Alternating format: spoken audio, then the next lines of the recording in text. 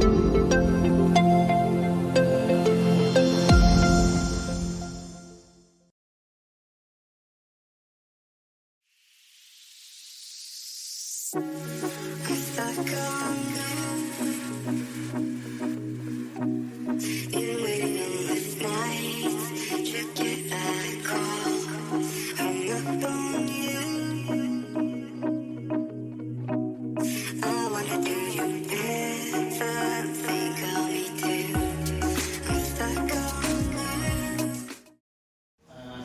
pagi Pak Samsul Arif.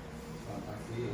Kebetulan Bapak kan kepala sekolah saya ya. Ya. Ini ada beberapa pertanyaan yang ingin kami tanyakan saya dengan Bu Mayo terkait dengan pengambilan keputusan. Jadi mungkin kan selama ini banyak kasus-kasus atau kejadian-kejadian tertentu yang membuat Bapak sebagai pimpinan itu harus mengambil sebuah keputusan. Jadi ada pertanyaan pertama nih Pak. Selama ini Pak, kalau Bapak melihat sebuah kasus, itu bagaimana Bapak bisa mengidentifikasi, oh ini adalah sebuah kasus yang merupakan dilema moral saja atau rujukan moral saja. Jadi ini sebetulnya ini benar ini salah, gampang mengambil keputusannya, atau ini adalah sebuah dilema etika. Dua-duanya benar sehingga Bapak diharuskan untuk mengambil keputusan yang berpikir keras. Bagaimana Bapak mengidentifikasinya? Biasanya saya panggil dari mereka, ya, kita melakukan komunikasi dan untuk menyampaikan apa itu persoalannya. Kemudian kita punya tata tertib di sekolah atau punya prosedur di sekolah. Nah, nanti kita didiskusikan. Yang kedua, dari pihak tertentu atau dari pihak lain yang membantu untuk memberikan pertimbangan ketika mau memberikan keputusan. Berarti pertama Bapak melakukan komunikasi, kemudian mengingatkan tentang tata tertib yang berlaku, kemudian meminta pihak lain untuk.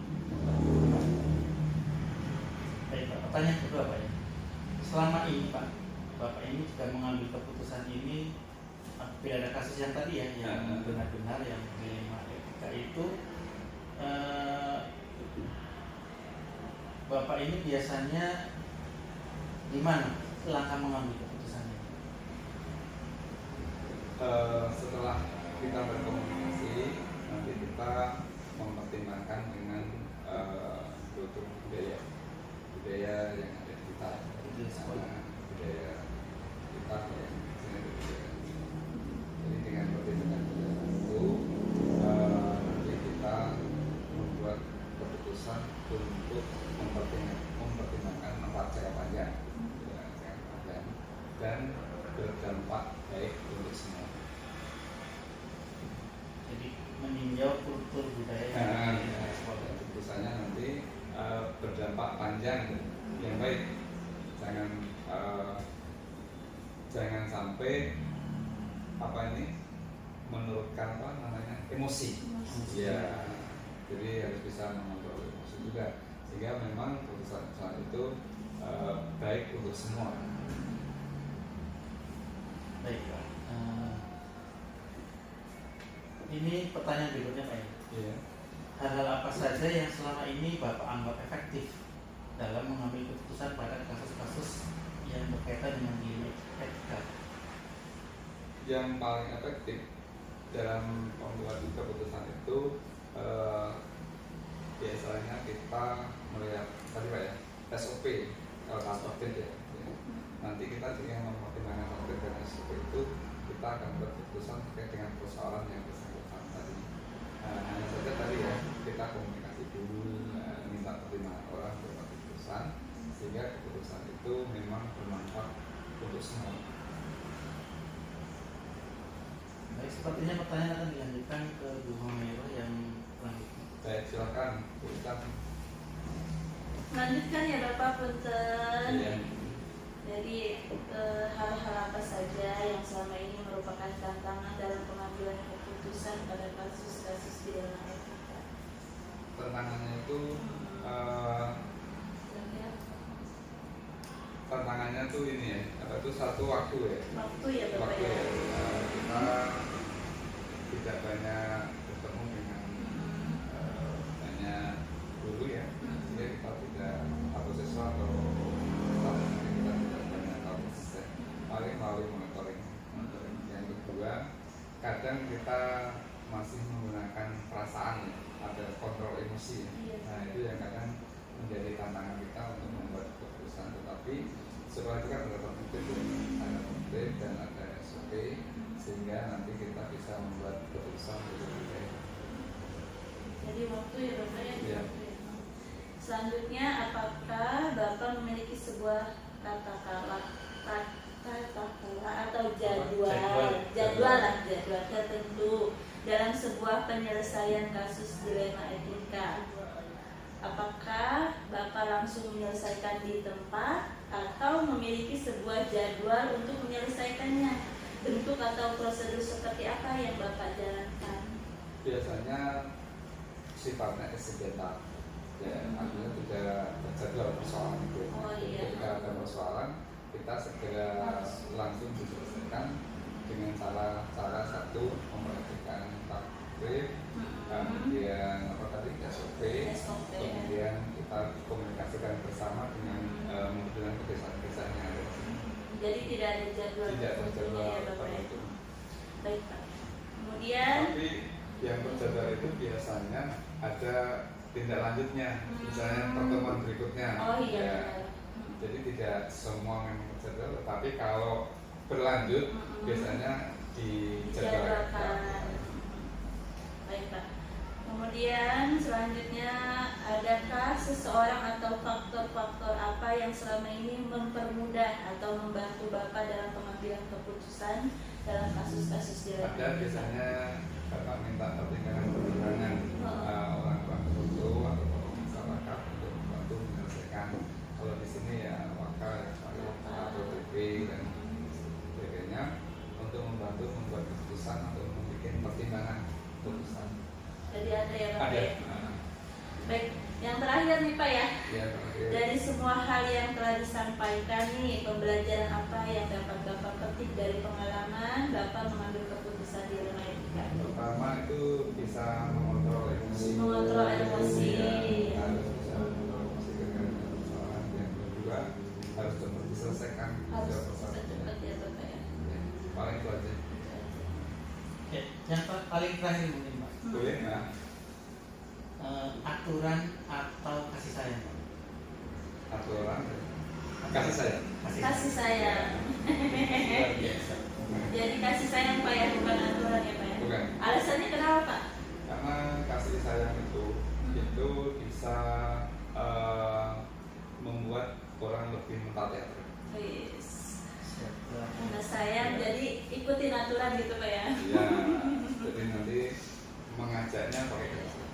Terus ya. Terima kasih Pak atas sesi wawancaranya. Ya.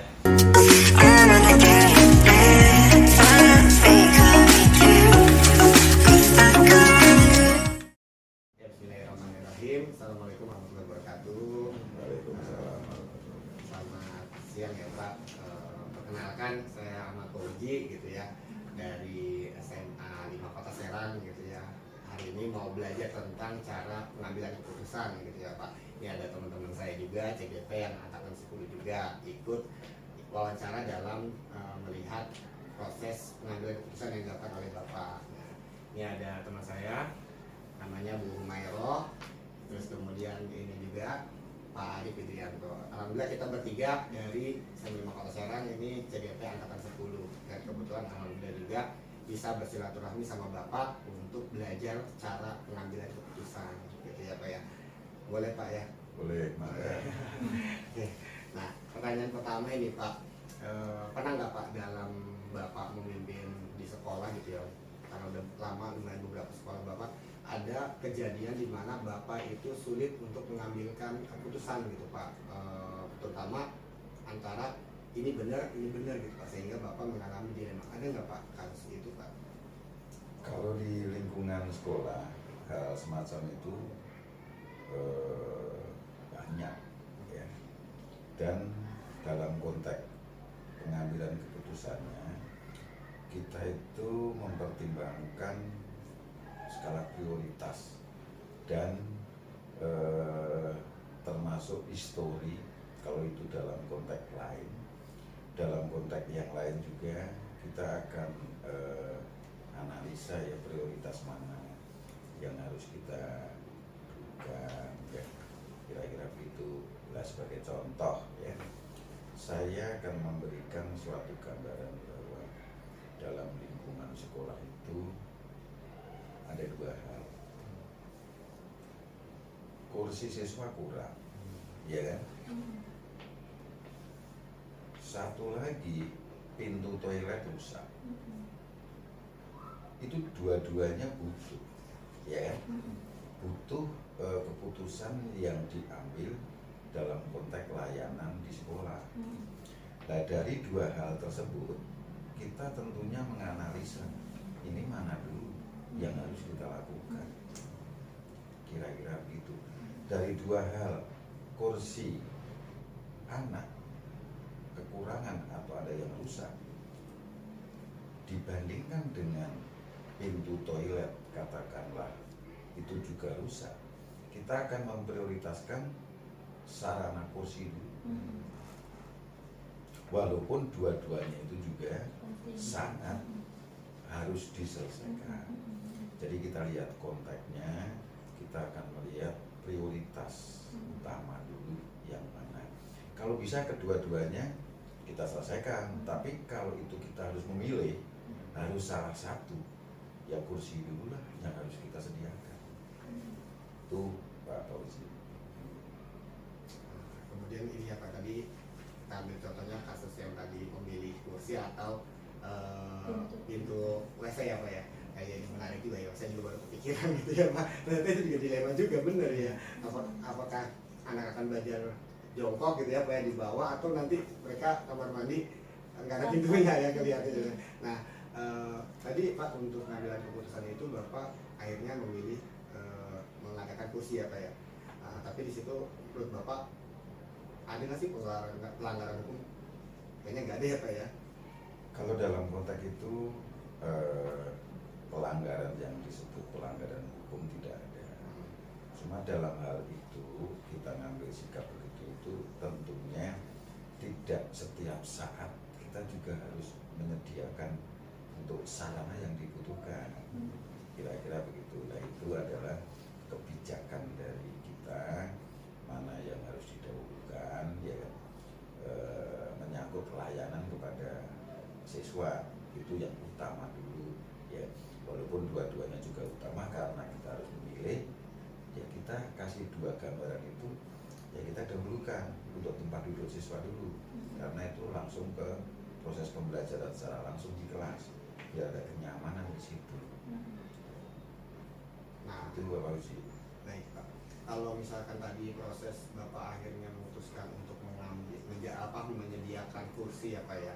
Nah, ada nggak Pak di dalam hati Bapak itu bertentangan gitu kayaknya emang udah ini paling benar gitu ya, kita mengadakan kursi dibandingkan dengan mengadakan pintu toilet. Ada nggak Pak bertentangan dengan diri Bapak? Apa memang sejalan dengan apa yang ada dalam pikiran Bapak? Kalau kaitan dengan pertentangan itu nggak ada, tapi saya katakan tadi ini kebutuhan pokok termasuk, ya kan? Karena kebutuhan pokok, walaupun pintu toilet juga pokok, tapi kalau urut-urutannya dari sisi prioritas, kita dahulukan sarana pembelajaran dulu. Ya, itu kalau kaitan dengan pertentangan, tidak ada lah yang bertentangan dengan hati nurani yang terkait dengan itu.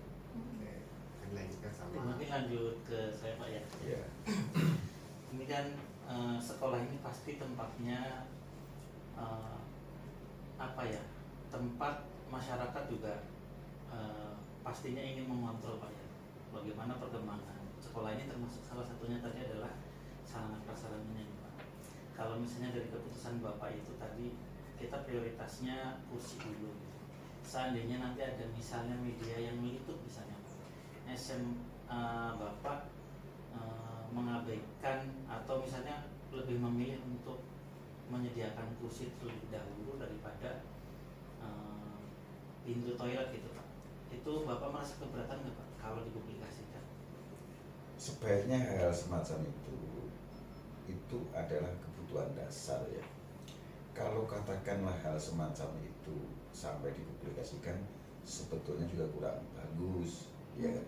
Karena dua-duanya merupakan kelemahan atau kekurangan dari satuan pendidikan. Tapi dalam hal menangani suatu kekurangan tentunya kita juga bertahap. Bertahap itu tidak serta-merta keseluruhan apa yang dibutuhkan bisa langsung diselesaikan secara serentak. Pasti juga ada tahapan-tahapan dari perencanaan, dari proses pelaksanaan, dari penganggaran dan sebagainya, butuh waktu itu. Jadi kita juga sampaikan hal semacam itu kurang bagus kalau memang sampai terpublikasikan. Itu kebutuhan internal sekolah lah, kira-kira begitu. Kita pahamkan kepada pihak-pihak pengontrol bahwa ini semua juga harus diselesaikan, tapi dengan tahapan-tahapan tertentu. Artinya sedang berproses gitu Pak ya? Ya. Nah, kemudian berikutnya Pak, biasanya Bapak ini kalau mengambil keputusan itu seringnya berdiskusinya dengan siapa dulu? Kalau dalam hal pengambilan keputusan yang ada di satuan pendidikan, katakanlah sekolah ya, itu kita lihat temanya dulu, konteks permasalahannya dulu. Jadi jika itu terkait dengan mungkin sarana, kita lebih cenderung diskusi dengan wakasarana, termasuk pengurus barang, termasuk juga kepada bendahara, termasuk bagian perencanaan ya. Itu terkait dengan misalkan temanya sarana. Cuma kalau dalam hal tema menyangkut masalah siswa, ya tentunya kita lebih diskusi dewasa kesiswaan ya kan, itu lebih relevan. Kita minta masukan gimana solusinya dan sebagainya, dan nanti kita akan menyimpulkan beberapa solusi-solusi alternatif terbaik yang harus kita putuskan. Termasuk juga dalam hal kurikulum, ya tentunya kita harus dikasih dengan hasil kurikulum. Nanti dari hasil obrolan-obrolan tentunya akan membuat suatu kesimpulan yang kita lebih efektif menggunakan solusi ini dan sebagainya dan sebagainya. Jadi diskusi dengan pihak yang memiliki kompetensi yang relevan. Baik, selanjutnya nih Pak, hal apa yang selama ini Bapak anggap efektif dalam mengambil keputusan pada kasus-kasus yang ada dilema etika di situ Pak?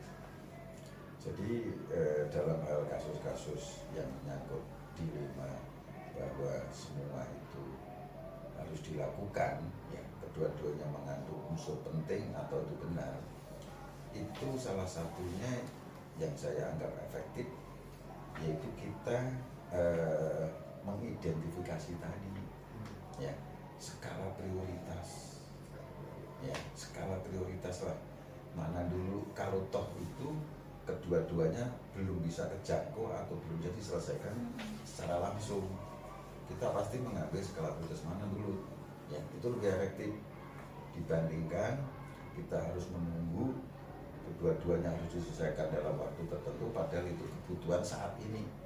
Nah kan begitu kan. Nah itu yang harus kita lakukan dalam konteks manajemen ya di sekolah. Ya Bapak, punten selanjutnya hal-hal apa saja yang selama ini merupakan tantangan dalam pengambilan keputusan pada kasus-kasus dilema etika? Tantangannya apa Pak? Jadi dalam konteks pengambilan keputusan dilema etika itu tantangan yang kita hadapi ya, itu tentunya dalam pengambilan keputusan itu tidak seluruh elemen sekolah atau iklim sekolah itu cenderung memiliki persepsi yang sama, ya kan?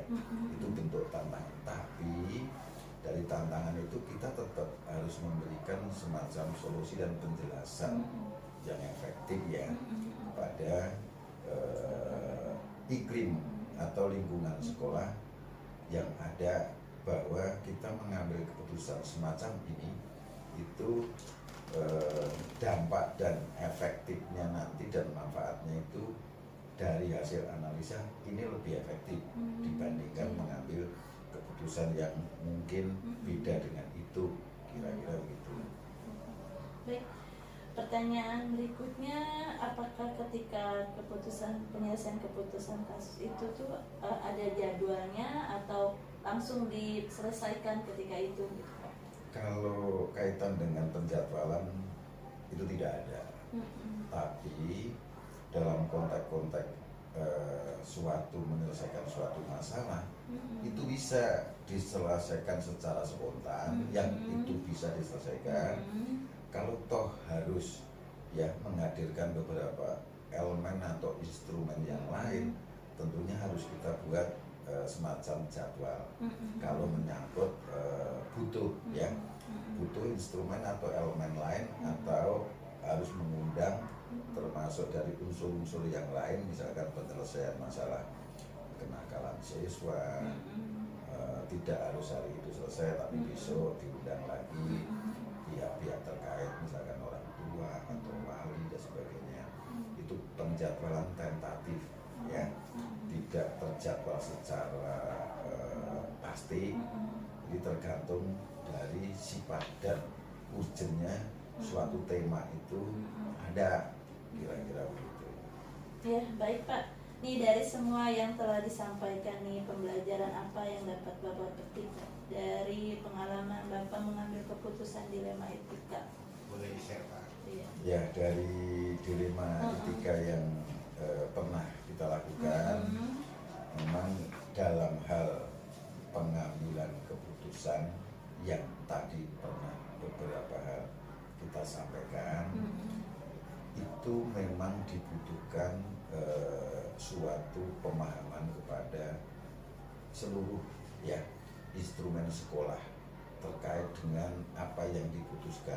Tidak sepihak hanya kita memberikan informasi ini terbatas pada kepala sekolah dan Pak Kasek saja, tapi hal-hal semacam itu juga kita sampaikan secara umum ya kepada Bapak Ibu guru, ya kan, rekan-rekan yang ada di lingkungan sekolah, bahwa suatu sekolah melakukan keputusan ini adalah sudah dari analisa dan itu merupakan keputusan terbaik, dan itu menyampaikan secara jelas kepada seluruh stakeholder sekolah apa yang harus kita lakukan, kira-kira begitu. Ya Pak, Mungkin ada pertanyaan satu lagi. lagi. Pernah nggak sih Bapak ini menggunakan intuisi Pak? Mungkin ada beberapa persoalan yang ini harusnya kalau secara aturan nggak boleh, tapi ini untuk kepentingan bersama misalnya, atau ini untuk kepentingan sekolah yang lebih urgent tadi Bapak sampaikan, kemudian akhirnya Bapak berpaling bahwa aturan nanti bolehlah kita belokkan sedikit, yang penting ada hal urgent ini bisa kita utamakan dulu. Pernah nggak seperti itu? Kalau itu justru seringnya terkait dengan aturan yang tertulis, ya kan, dengan fakta yang sebenarnya. Artinya sebagai contoh bahwa di satuan pendidikan memiliki dasar aturan yang disebut hukum, itu di situ adalah tata tertib misalkan. Ya yang pernah kita lakukan bareng-bareng, misalkan suatu seorang anak itu sudah tanpa keterangan sekian kali ya tidak hadir di sekolah tanpa keterangan, padahal di situ ada batasan, dan siswa tersebut sebetulnya sudah melampaui batasan itu yang tadi disebutkan. Akhirnya kalau menurut aturan itu kita kan harus saklek kepada siswa ini harus dikeluarkan, ya kan? Tapi sebelum kita ngambil keputusan itu, kita harus lihat historinya dulu, dari wali kelas, dari BPK dan sebagainya. Ternyata bahwa akibat ketidakhadiran itu karena bukan faktor personal juga, itu akibat dari iklim rumah tangga yang mungkin tidak nyaman bagi siswa itu. Lah hal semacam itu akhirnya kita akan buatkan semacam diskresi ya, kebijakan untuk lebih baik lagi ke depan. Masih kita coba dalam proses pendidikannya. Nah, hal semacam itulah yang akan kita ambil, tidak serta-merta pada aturan yang sudah bagus, tapi ada beberapa hal yang sifatnya memberikan kebijakan dengan tujuan biar yang bersangkutan menjadi lebih baik lagi dari kondisi yang sekarang. Kira-kira begitu. Ya, terima kasih ya Bapak ya. Alhamdulillah gitu ya dapat pelajaran cara mengambil keputusan gitu ya. Ya saya juga tadi baru pikir, oh iya benar juga tentang kursi sama pintu toiletnya. Iya, itu juga bingung juga ya ternyata. Itu dilema juga. Iya, dilema juga benar. Saya tadi kepikirannya yang lain gitu kasusnya ternyata. Ya itu kalau dilihat dari bobotnya mungkin hampir sama. Iya kan? Penting Toilet urgent. terbuka juga punya potensi resiko. Iya, benar. Cuma tidak duduk lebih berisiko Iya. lagi. Itu Karena dilema, sasaran benar. pokoknya ya pembelajaran lah di sini. Iya. Lah yang penting untuk dicatat oleh Pak Ari, Pak Uji ini termasuk Bu Mairo ya, dalam konteks proses pendidikan dan pembelajaran. Saya sampaikan, saya sering menyampaikan bahwa tolong kita hanya jangan berpacu pada pendidikannya, pembelajarannya maksud saya. Sentuhlah yang disebut dengan pendidikan. Karena kalau pendidikan itu nanti outputnya itu sikap dan perilaku siswa itu jadi lebih baik kalau pendidikan. Tapi kalau pembelajaran ya outputnya hanya akademis. Tuh. Kebanyakan kalau itu hanya akademis, mereka mengesampingkan pendidikannya, sikap dan perilaku anak termasuk karakter itu jadi kurang bagus. Kita harus seimbang. Makanya saya pernah menyampaikan ke Bapak Ibu, tolong kita harus seimbang. Boleh 40% pendidikan, 60% pembelajaran. Boleh 50-50, 50% pendidikannya, 50% pembelajarannya. Karena ya saya pernah survei ke beberapa siswa itu, kamu udah 11 tahun sekolah ya, coba yang kamu miliki apa yang kamu bisa. Dia diam, ya kan? Nah sebetulnya konteks yang langsung yang bisa diimplementasikan dalam konteks hubungan masyarakat termasuk teman sebaya itu ya pendidikannya, dia sikap perilakunya baik. Oh ini siswa lagi belajar, anak ini terpelajar, anak ini lagi dalam proses pendidikan. Tapi kalau hanya kita fokus pada pembelajaran, ya efeknya tadi kemampuan akademis doang. Dan itu tidak serta-merta kita bisa lihat, dia tak bisa apa sih? Kita nggak akan mampu. Itu harus ada alat ukurnya untuk bisa mengetahui.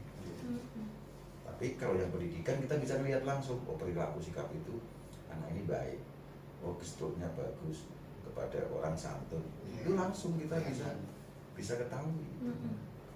Begitu Pak Ari, Pak Uji, Bu Mairo, mudah-mudahan bertiga ini sukses dan lulus dalam apa yang Bapak tuju ya, punya tujuan hari ini yaitu sebagai guru penggerak ke depan, sebagai pemimpin pembelajaran. Terima kasih Pak, mungkin cukup dari kami untuk hari ini.